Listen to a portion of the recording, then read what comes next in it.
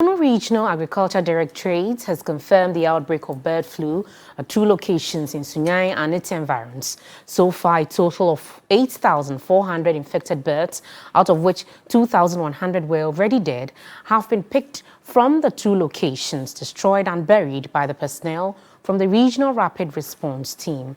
The region is the 10th to have had confirmed cases of the avian flu. A statement released and signed by the Regional Director of Agriculture, Dennis Abugri-Amenga, indicated that the Regional Rapid Response Team had moved swiftly to contain and prevent the spread of the disease. It noted that measures have been instituted to restrict the movement of poultry and products from affected farms.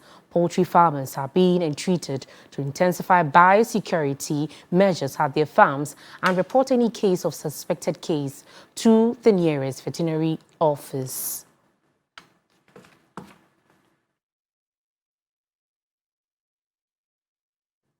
Meanwhile, some Sunyani poultry farmers have been reacting to the setback.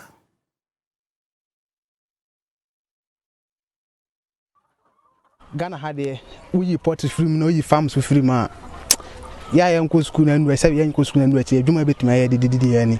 In Ghana, if you take away farming and poultry, these are the jobs for we, the uneducated ones. So we ask government for support. The disease is not here yet, but it's coming, and we pray it doesn't get here. Say, I went to me on my padia, and I dear, yes, to me, you're found. If government is unable to help us, then we are in trouble. Because of the pressure, they are selling off the birds. Yeah, and addresses said, I said, I see you burning to know about Tom, Munko Corner, Sana, she said, be Brian and Adrian.